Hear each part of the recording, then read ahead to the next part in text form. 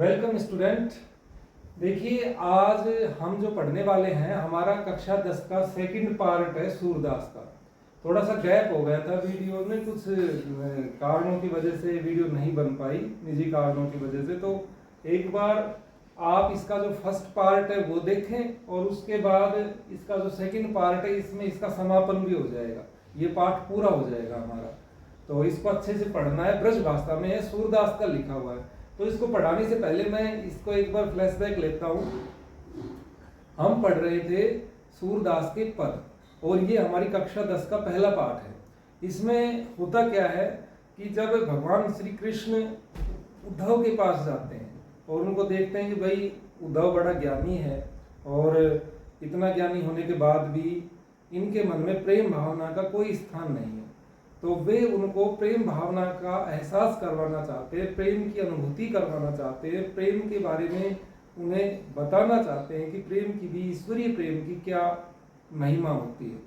तो वे उद्धव को गोपियों के पास भेजते हैं, कहते हैं उद्धव को भाई तुम अपना योग सिखा के आओ, क्योंकि वो जानते थे कि उद्धव निर्गुण मार्ग पे चल रहे हैं। जब ये गोपियों के पास जाएंगे तो इन्हें सहज प्रेम की अनुभूति होगी। जब उद्धव गोपियों के पास जाता है तो गोपियों से उनकी क्या बातें होती है, गोपियां अपने क्या तर्क रखती है, उद्धव उनसे क्या कहता है, गोपियां प्रत्युत्तर में उनसे क्या कहती है, वो सारा सब कुछ हम इसमें पढ़ रहे हैं। तो इसके पहले पदों को पढ़े, उसके आगे इस पद को देखें। पहले मैं इसको पढ़ देता हूँ, फिर कठिन शब्द बता करके इसका हिंदी अर्थ करते हैं। और इसके हिंदी अर्थ को आप एक बार वीडियो देख के समझ में नहीं आए तो दोबारा देखें, ये सीखना जरूरी है। जब हिंदी अर्थ आपके समझ में आ जाएगा तो यूँ समझ लीजिए कि एग्जामिनर आपसे कैसे भी प्रश्न घुमा फिरा के पूछे, आप उसको अच्छे आसानी से हल कर पाओगे। तो एक बार पढ़ते हैं, देखो। हमारे हरि हारिल की लकड़ी, मन क्रम वचन नंद नंदन और यह दृढ़ करी पकड़ी, जागत सोवत स्वप्न दिवस निसी, कान्हे कान्हे जकरी, सुनत जोग लागत है जो करुई ककरी, सूत व्याधि हमको ले आए देखी सुनी न करी, यह तो सूर तिन्हीं लै सोपो जिनके मन चकरी, हरि है राजनीति पड़ी आए, समझी बात कहत मधुकर के समाचार सब पाए, एक अति चतुर हुते पहले अब गुरु ग्रंथ पढ़ाए, बड़ी बुद्धि जानी जो उनकी जोग संदेश पठाए, उदो भले लोग आगे के परहित डोलत धाये, अब अपनो मन फेर पायु चलत जो हुते चुराए, ते क्यों अनीति करे आपुन जो और अनीति छुड़ाए, राज धर्म तो यही सूर प्रजा न जाए सताए। देखो भाई, इसके सबसे पहले कठिन शब्द देखते हैं।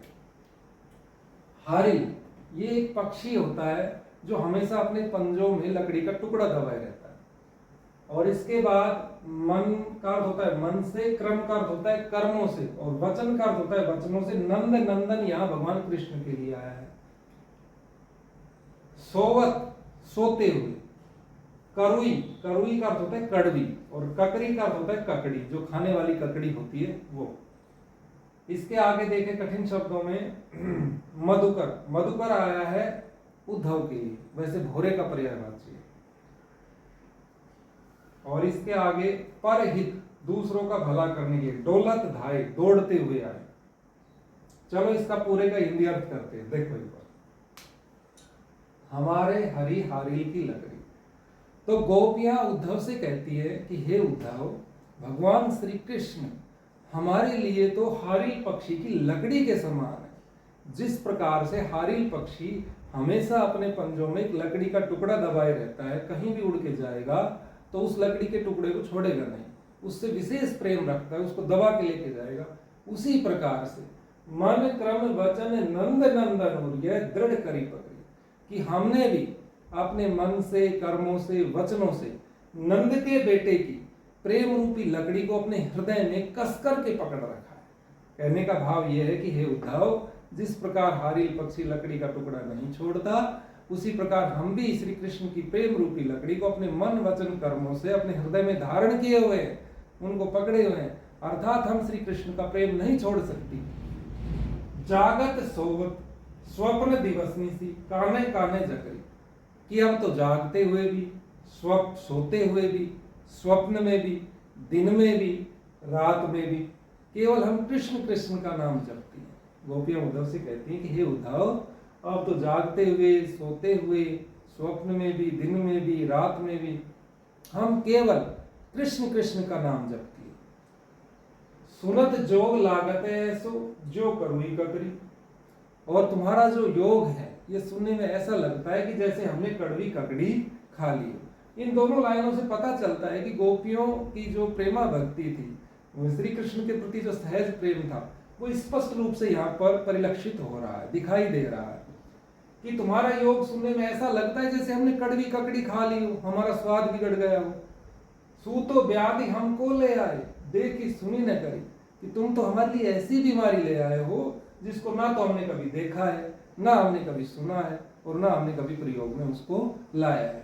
इस प्रकार से वो तर्क देती है, योग के विपरीत अपने प्रेम के आकर्षण को बढ़ावा देने के लिए उद्धव को कहती है, यह तो सूर तिन्ही लैसों को जिनके मन चक्री। और अंत में कहते हैं सूरदास गोपियां बोली उद्धव से कि हे उद्धव, अपना योग उनको जाकर के सिखाओ जिनका मन चक्र की तरह घूमता रहता है, अर्थात सांसारिक विषय वासनाओं में भटकता रहता है, जो मोह माया में उलझा हुआ रहता है, जिनका मन चंचल प्रवृत्ति का है, जो एक जगह स्थिर रहता ही नहीं है। जबकि हमारा मन तो श्री कृष्ण में पहले ही एकाकार हो चुका है, तो हमें तो योग की आवश्यकता ही नहीं है, क्योंकि हम कृष्ण के अलावा और कुछ सोचते ही नहीं है। इस प्रकार का तर्क देकर के वे उद्धव को निरुत्तर कर देती है और अपनी वाक्पटुता की कौशलता, उसकी प्रभावशीलता सिद्ध करती है। हरि है राजनीति बढ़िया है। आगे कहते हैं कि लगता है अब कृष्ण ने राजनीति का ज्ञान प्राप्त कर लिया है। समझी बात कहत मधुकर के समाचार सब पाए। सारी बात उद्धव की समझी, सारे समाचारों को सुना, फिर अपनी बात रखी। क्या बोली गोपियां?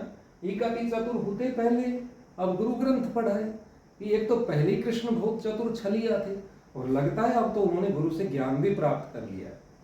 व्यंग करती है वो श्री कृष्ण पर, बड़ी बुद्धि जानी जो उनकी जोग संदेश पठाए, कि लगता है उनकी बुद्धि कुछ ज्यादा ही बढ़ गई है, जो तुम्हें हमें योग सिखाने के लिए भेज दिया।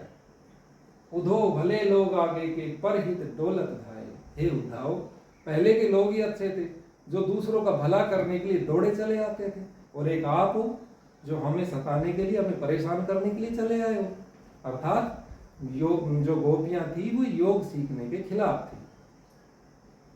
अब अपनो मन फेर पाइए चलत जो होते चुराए।